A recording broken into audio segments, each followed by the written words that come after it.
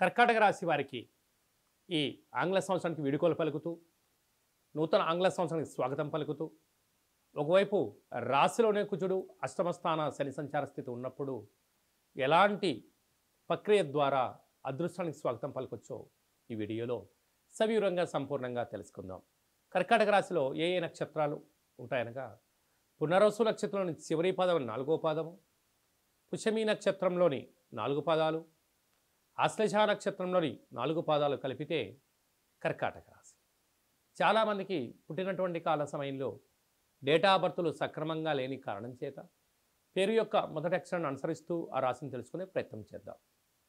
He, who, హే, హో, డా, D, do, day, do అక్షరాల వారందరూ కూడా కర్కాటక రాశి జాతకులే.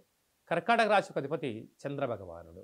రాశిలోనే కుజుడు ఉండడం వలన ఈ సంవత్సరం చివరి రోజులలో చివరి ఆదివారం, సోమవతి చివరి సోమవారం, చివరి మంగళవారం, ఈ సంవత్సరం రాజు కూడా కుజుడే అవ్వడం వలన వీలైనంత వరకు దూర వాయు జల ప్రయాణాలు పెట్టుకోవద్దు, గొడవలకు దూరంగా ఉండండి, బ్యాంకు లావాదేవీలు ఓటీపీలు ఎంతో జాగ్రత్త అవసరం.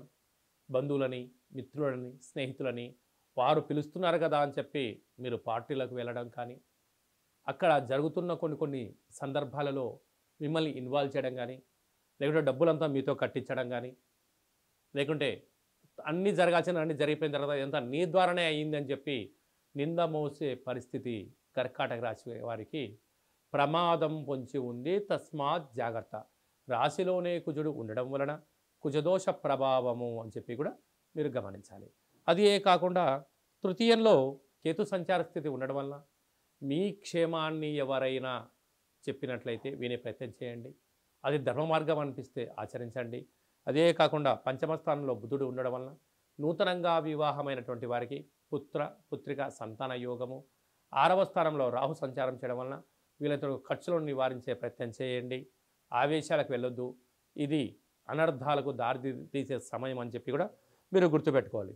7వ స్థానంలో శుక్రుడు ఉండడం వలన నూతన వస్త్రాలు, క్రయ విక్రయాలు, యోగాన్ని, అదృష్టాన్ని, ఆనందాన్ని మీ సొంతం చేయబోతాయి. అష్టమంలో శని భగవానుడు ఉండడం వలన నీటిలో దూకడాలు కానీ, మితిమీరిన వేగంతో వాహన ప్రయాణాలు కానీ, అప్పులు ఇవ్వడం కానీ, అప్పులు తెచ్చుకోవడం కానీ రెండుటి చేయకపోవడం ఉత్తమవుతాం. భాగ్యస్థానంలో రాహు సంచార స్థితి ఉండడం వలన ప్రేమికులు ఎంతో జాగ్రత్తగా ఉండాలి. భార్యాభర్తలు ఒకరిపైన ఒకరు ప్రేమానురాగం, నమ్మకం అవసరం అని చెప్పి కూడా గుర్తుపెట్టుకోగలరు. ఏకాదశిలో గురువు ఉండడం వలన సత్కర్మ చైవ సత్ఫలిత, దుష్కర్మ చైవ దుష్ఫలిత అన్నట్టుగా మీరు మంచి పనులు చేయడం వలన గతంలో ఇప్పుడు మంచి ఫలితాలు వస్తాయి. ఇప్పుడు ఏమైనా ఇబ్బంది చేస్తే రాబోయే కాలంలో ఇబ్బందికి గడ్డు కాలం అని చెప్పి గమనించాలి.